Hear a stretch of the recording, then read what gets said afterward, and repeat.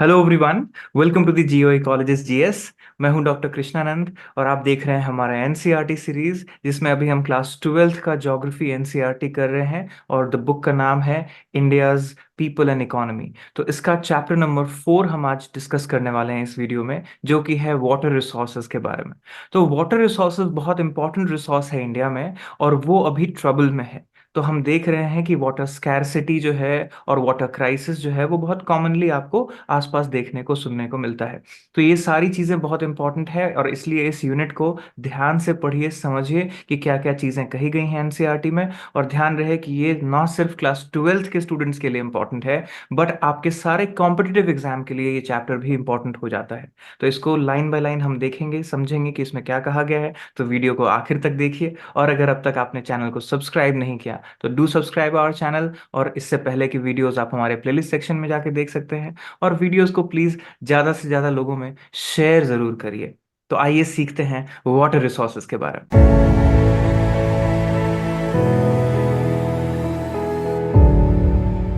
तो जैसा कि आप देख सकते हैं ये है चैप्टर नंबर 4, वाटर रिसोर्सेस। अब रिसोर्स हमने पहले भी डिस्कस किया कि बहुत इंपॉर्टेंट कॉन्सेप्ट है और ये एक ह्यूमन सेंटर्ड कॉन्सेप्ट है कि जो भी चीज का हमारे लिए कोई इंपॉर्टेंट फंक्शन होता है, यूटिलिटी होता है, उसे हम क्या कहते हैं? रिसोर्स कहते हैं। तो वाटर कितना बड़ा फंक्शन हमारे लिए है, हमारे डेली लाइफ के लिए आप देखते हैं यूटिलिटी कितना इंपॉर्टेंट है उसका।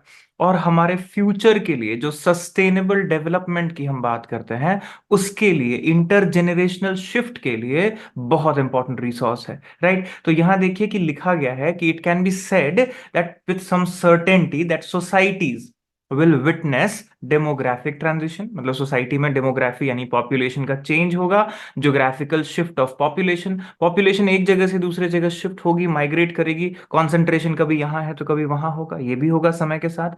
और इसके साथ साथ टेक्नोलॉजी एडवांस हो रहा है जितनी तेजी से, तो वो भी असर डालेगा। लेकिन इन सब के साथ ध्यान क्या रखना है कि इन्वायरमेंट डिग्रेड हो रहा है और आगे भी होगा अगर इसको चेक नहीं किया गया तो। और इसी में एक चीज है वाटर स्कैरसिटी। तो सिर्फ स्कैरसिटी इंपॉर्टेंट नहीं है, जो अवेलेबल वाटर है उसका क्वालिटी भी उतना इंपॉर्टेंट है। एक स्कैरसिटी तो होता है कि डिमांड फुलफिल नहीं हो रहा, राइट। सप्लाई जो है वो उतना नहीं है कि डिमांड को फुलफिल कर पाए, तो ये तो स्कैरसिटी सिचुएशन हुआ। इसी का अगर एक्सट्रीम सिचुएशन हो जाता है तो उसको हम क्राइसिस कहते हैं।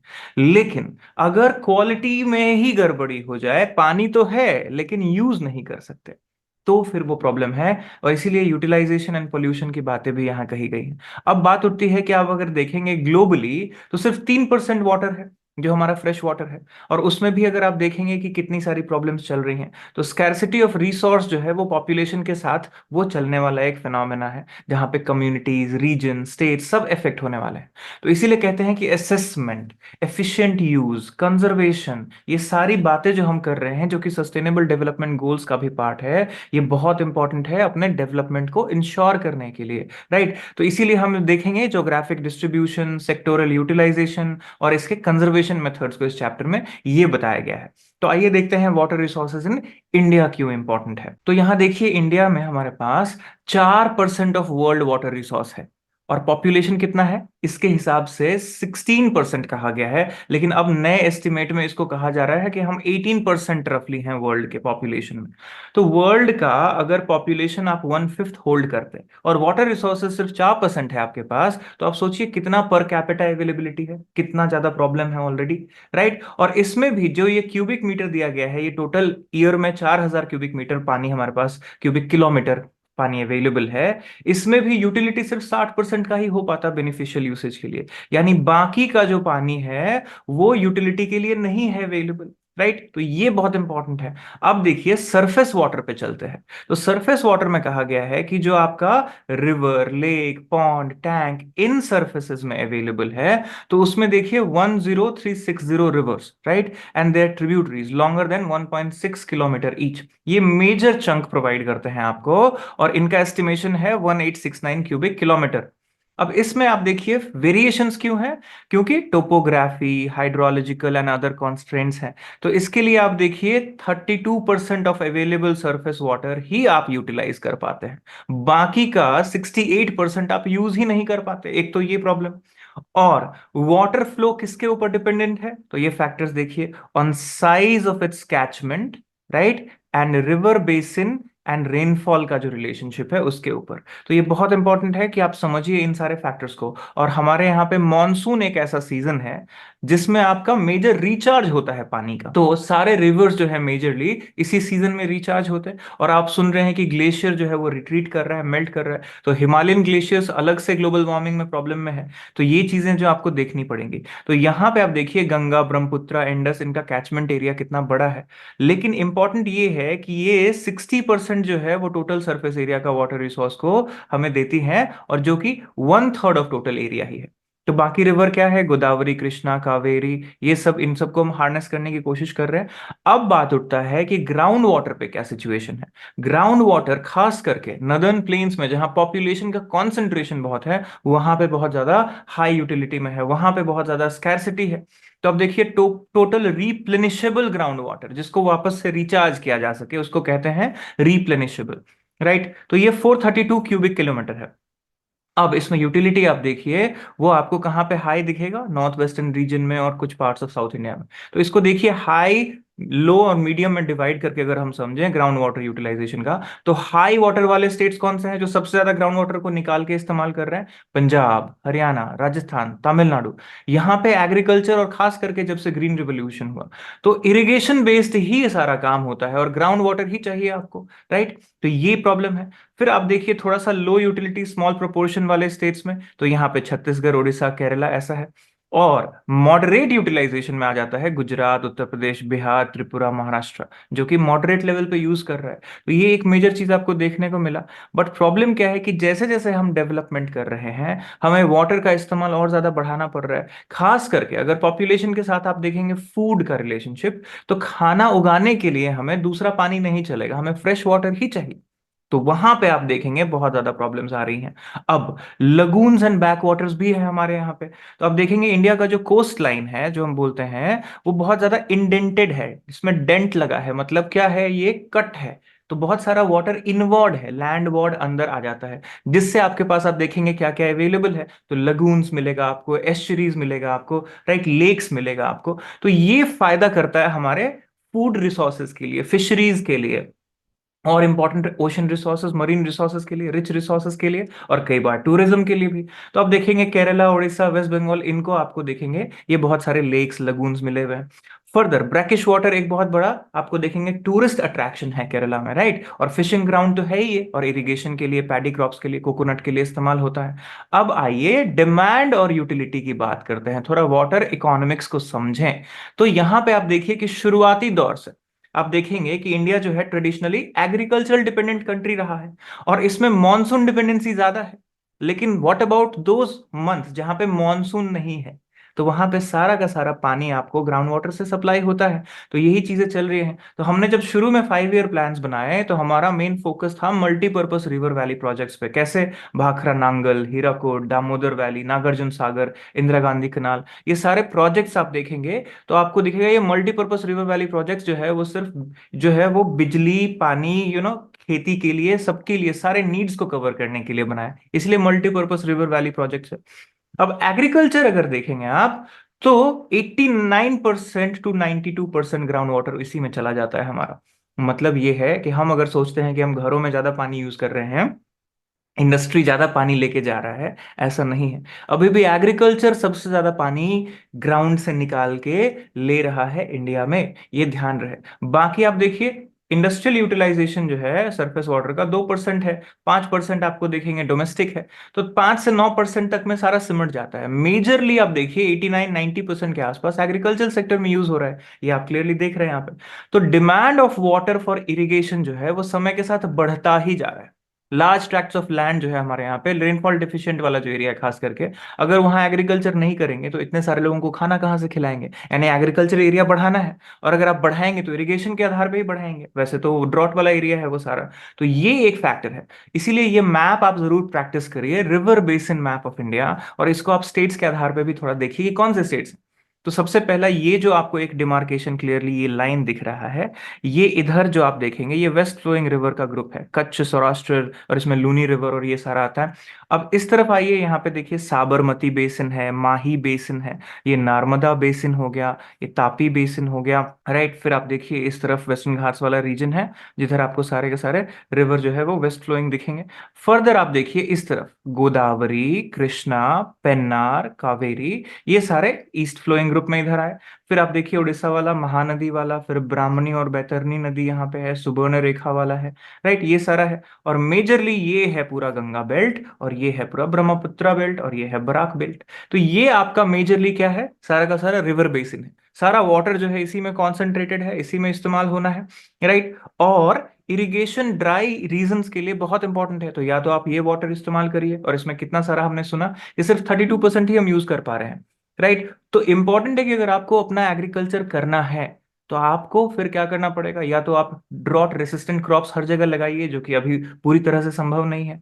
तो आपको देखना पड़ेगा कि किस तरह से वाटर को संभाल के इस्तेमाल किया जा सके, और कैसे वाटर को आप स्टोर कर सकते हैं। तो वाटर नीड जो है वो कुछ क्रॉप्स का ज्यादा है। अब क्रॉप्स कौन से लगाते हैं हम, तो कुछ राइस, शुगर केन, जूट, इन सबको बहुत पानी चाहिए, वाटर इंटेंसिव क्रॉप्स हैं ये सारे। राइट, और अगर आपको ये क्रॉप कहीं और ग्रो करना है तो इरिगेशन पे करना पड़ेगा।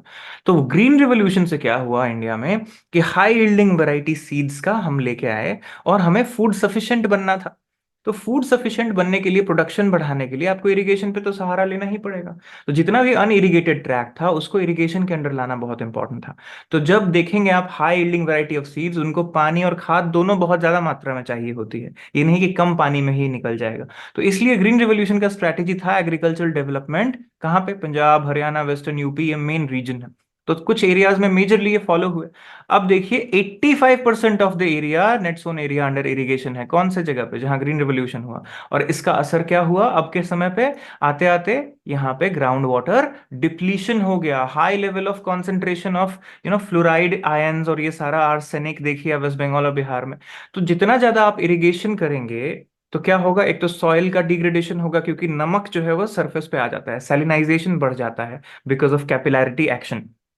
राइट, तो आप इसको लिख के रख सकते हैं, कैपिलैरिटी की वजह से जैसे ही ओवर इरिगेशन होगा लैंड, तो एक समय के बाद सारे सॉल्ट जो है वो सरफेस पे फ्लोट करने लगेंगे। तो कुछ समय के बाद एक तो ये प्रॉब्लम, दूसरा इतना ज्यादा अगर आप खाद डालेंगे तो वो कहाँ जाएगा, वो मिट्टी के थ्रू ग्राउंड वाटर टेबल में ही तो जाएगा, तो ग्राउंड वाटर पोल्यूट होगा। तो इतने सारे प्रॉब्लम्स आपको देखने को मिल रहे हैं इन सारे एरिया में, तो कहते हैं कि ये नेगेटिव इंपैक्ट्स हुए ग्रीन रिवोल्यूशन के। अब वाटर प्रॉब्लम्स और क्या क्या है, तो पोल्यूशन तो है ही इंडस्ट्रियल एग्रीकल्चरल सेक्टर में, डोमेस्टिक सेक्टर से लेके सारा का सारा। और अब पानी पर कैपिटा घटता जा रहा है, यानी पानी के वजह से जो हम कह रहे हैं कि अगला वर्ल्ड वॉर होने वाला है, वो कहीं ना कहीं होता हुआ दिख रहा है। ऑलरेडी ऐसे कंट्रीज हैं जहां पे वाटर को क्या किया गया है, स्टॉक एक्सचेंज में एज ए कमोडिटी भी ऑलरेडी लगा दिया गया है। तो आप सोच के देखिए कहाँ पहुंच रहे हैं, और इस पे बहुत ज्यादा ध्यान देने की जरूरत है। इसलिए मैंने कहा था कि ये चैप्टर बहुत इंपॉर्टेंट है। तो डिटोरिएशन ऑफ वाटर क्वालिटी, अगर मैं बोलूं कि 32% हम इस्तेमाल कर रहे हैं फ्लोइंग वाटर का, उसका भी अगर क्वालिटी खराब हो जाए तो क्या करेंगे। तो सोचिए टॉक्सिक सब्सटेंस कहाँ जा रहा है, लेक्स में, स्ट्रीम्स में, रिवर में, ओशन में, और इससे हमें बहुत ज्यादा प्रॉब्लम हो रही है। राइट, तो ये सारा का सारा जो है पूरे इकोलॉजी को आप देखेंगे, जैसे आप गंगा और यमुना का सिचुएशन देखिए नॉर्दर्न प्लेन्स में, तो बहुत ज्यादा प्रॉब्लम है, क्योंकि ये बहुत ज्यादा पोल्यूशन हो रहा है यहाँ पे। तो वाटर कंजर्वेशन और मैनेजमेंट जो है वो बहुत मेजर एक पूरा एरिया है, for research, for jobs, for opportunities, and also for looking into future। ये पूरा एरिया है वाटर कंजर्वेशन, और इसमें हर डिसिप्लिन के लोग अपना अपना कंट्रीब्यूशन दे सकते हैं। राइट, जैसे कि ज्योग्राफी के लोग भी दे सकते हैं। तो इसके लिए देखना पड़ेगा कि इंडिया क्या कर रही है, हम लोग क्या कर रहे हैं। तो इंपॉर्टेंट है कि कुछ इफेक्टिव पॉलिसीज एंड लॉज की बात की जाए, जहां पे वाटर सेविंग टेक्नोलॉजीज ला सकें, मेथड्स ला सकें, इंप्लीमेंट कर सकें इसको। तो ये बातें यहाँ कही गई हैं। अब देखिए यहाँ पे मैप, कि गुड वाटर क्वालिटी है इस रीजन तक, हिमालयन रीजन, फुट हिल्स तक।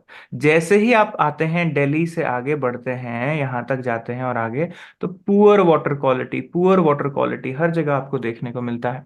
तो नीचे आप जैसे देखेंगे, जैसे इस्तेमाल हो रहा है, पुअर वाटर क्वालिटी बढ़ जा रहा है। तो इसीलिए प्रिवेंशन ऑफ वाटर पोल्यूशन बहुत इंपॉर्टेंट है। राइट, तो आप देखिए क्योंकि हमारा डेंस एरिया जहां पे पॉपुलेटेड है, वहां पे आप देखेंगे majorly irrigation, drinking, domestic, industrial, सारा पर्पस के लिए यूज हो रहा है। और ड्रेन्स के अंदर एग्रीकल्चर, फर्टिलाइजर, इंसेक्टिसाइड जा रहे हैं, यूट्रोफिकेशन आपने अगर पढ़ा हो। राइट, तो यूट्रोफिकेशन बढ़ेगा। राइट। और यूट्रोफिकेशन बढ़ेगा तो आपका मरीन एनिमल्स जो है और वाटर एनिमल्स जो है, फिश से लेके गैंजेटिक डॉल्फिन्स तक, सारे के सारे इंडेंजर्ड वल्नरेबल होते जा रहे हैं। और domestic solid and liquid waste भी जा रहा है, इंडस्ट्रियल एफ्लुएंट जा रहा है। इसकी वजह से आप देखेंगे कि हमारा वाटर रिसोर्सेज कॉन्स्टेंटली डिग्रेड हो रहा है। राइट। आप गौर करिए कि कुछ ही साल पहले, 15 साल पहले, 10 साल पहले ही लोग बाहर से पानी टैप वाटर का डायरेक्ट पी सकते थे एक समय पे। अब पैकेज वाटर का कितना ज्यादा सर्कुलेशन हो रहा है, क्योंकि अब नॉर्मल वाटर फिट रह नहीं गया ड्रिंकिंग के लिए। ये कॉमन ऑब्जर्वेशन है, ये एनसीईआरटी में लिखने की भी जरूरत नहीं। राइट। तो आप देखेंगे कि सेंट्रल पोल्यूशन कंट्रोल बोर्ड और स्टेट पोल्यूशन कंट्रोल बोर्ड ने बहुत सारे मॉनिटरिंग एंड क्वालिटी स्टेशन जो है बनाए हैं। 507 का लिस्ट है यहाँ पे, और भी बढ़ेंगे। तो यमुना वाटर जो है वो सबसे ज्यादा पोल्यूटेड है। कौन से स्ट्रेच में आप देखिए, दिल्ली से लेके इटावा के बीच में हाईएस्ट।